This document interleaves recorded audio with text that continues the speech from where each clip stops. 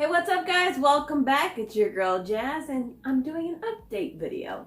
So as you know that I did a review on the ink set, which is pretty much temporary tattoos.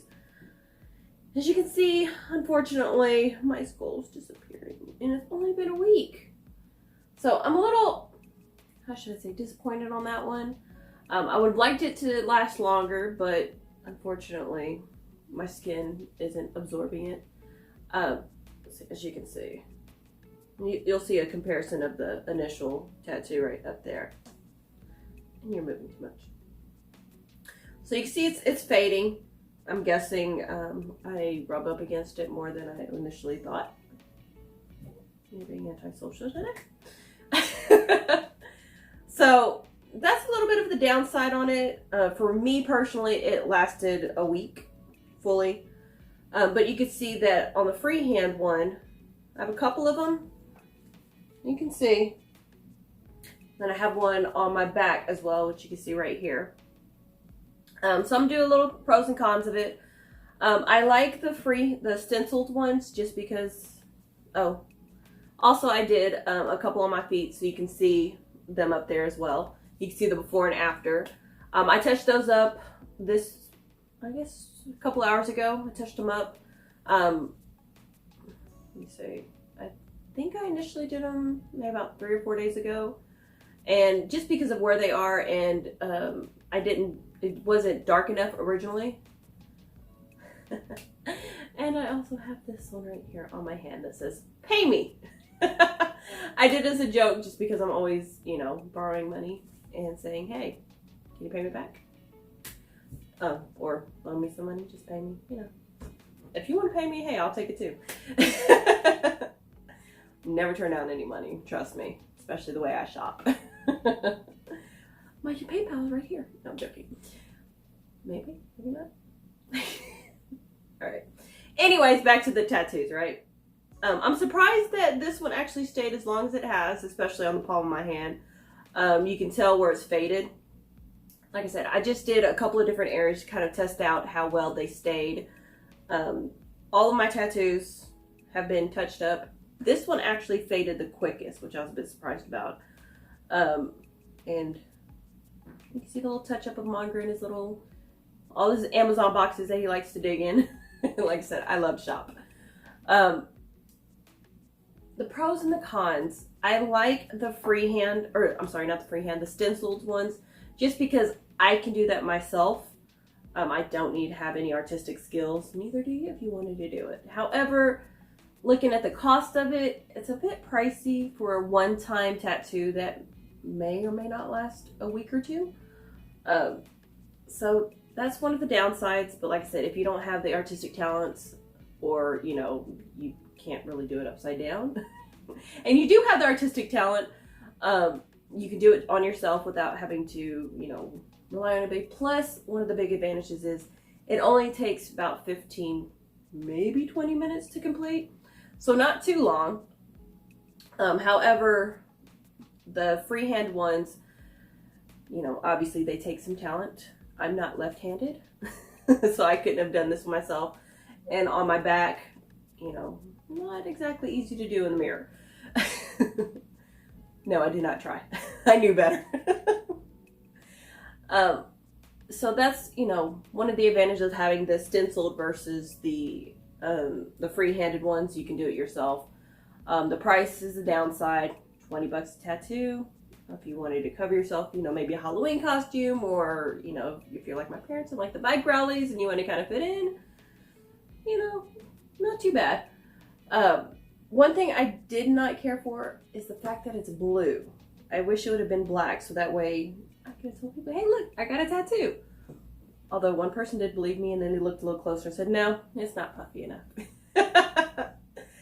Almost had you. So that's a bit of a downside, is that it comes out with a bluish tint rather than black. Same with the freehand ones. If you can tell a little bit closely, it's more like a grayish, bluish tint to it, maybe like a steel blue. And I also did the shading, which is why it's kind of faded right here on my wrist. I used the shading one, or the shading one was used because I didn't do it myself. I had a talented artist do it. Sorry, that's a huge inside joke. They're very talented, but my family says no, they're not famous, so they're not an artist. Although they do have a very artistic talent. So it all started with my nieces. They're like, wow, looks like an artist did it. Not an artist, just a regular person. I'm getting me mugged right about now. You can only see behind camera. Luckily you can. And you probably won't be able to see the outtakes of me being strangled after this video. So anybody that has artistic talents obviously is not an artist, unless you're known. Just joking. Let's see, what else? Even the outlined ones, the free-handed ones, those still come out with a bluish tint to it as well. It has more of a grayish than the stenciled. Let's see, and one of the downsides is that it takes longer to dry. Similar to a henna, which I will be comparing the free-handed stencil or the free-handed drawing to the henna to kind of see which ones last longer. Right off the bat, I can say that at least henna has more colors you can play with versus the ink. They only have black. I say black loosely because that's what it's supposed to be, but it still comes out bluish tint to it. And then the gray. Plus, well, I'm not going to continuously compare the henna because that's going to be for another video.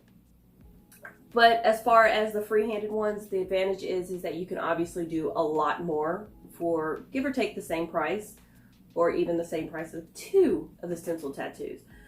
Because the ounce, I got the ½ ounce of both the gray and the black, quote unquote black. And for 2 of those, how much was it? Let me quote it correctly, because I know that one of them was like $30 and one of them I think was $20. So I'm going to quote it correctly. Yeah, so for the ½ ounce, $20. And same with the shading ½ ounce was only $13. So right there is less than $40, which is less than 2 of the stencils. And obviously you get more bang for your buck that way, unless you're not artistically talented. Maybe you can find a friend that has some artistic talent and can draw it for you. But of course, more goes a long way with the free-handed stencils rather than the stenciled. But you can always, print it off. They have tracing papers, whether you can buy it through Ink or on Amazon. And I just found out, I wish I'd have known beforehand, because one of the things I was complaining about was that, like if I did the outline of the box, if I wanted a thicker line, I would have to double up on it. I didn't realize until just now, right before this video, that they do have different tips for it. So if you wanted a really thin line, medium, and then of course a darker line, you can get those tips as well, which I'm pretty sure you can find on Amazon. Sorry, inked.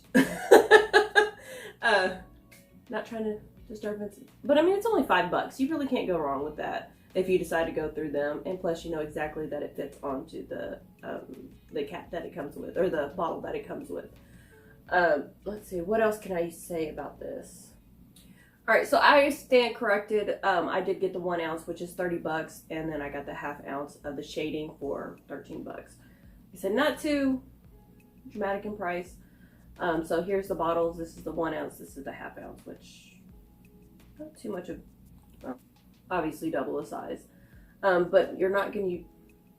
I would think you would use more of the black rather than the shading. Unless, you maybe you want a gray tattoo, a shaded tattoo. I don't know. Then you may need to get more. And this is the tips that it came with. So I'm guessing this might be the thinnest one, but I don't know. I don't have the other tips to compare the size of it.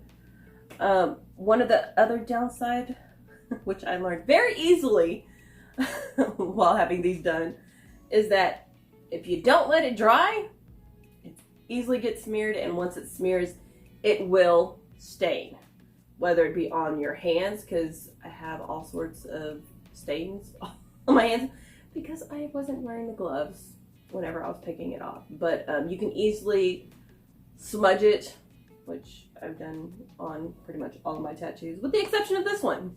Why? Because it only took 15 minutes to do, and I kind of took a nap while I was doing it. So that definitely helps.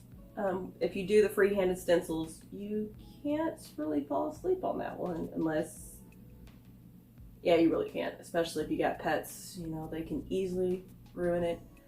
I can easily see Roxy, because I have two on I have one on each foot, which I've already shown. I can easily see if Roxy was still around.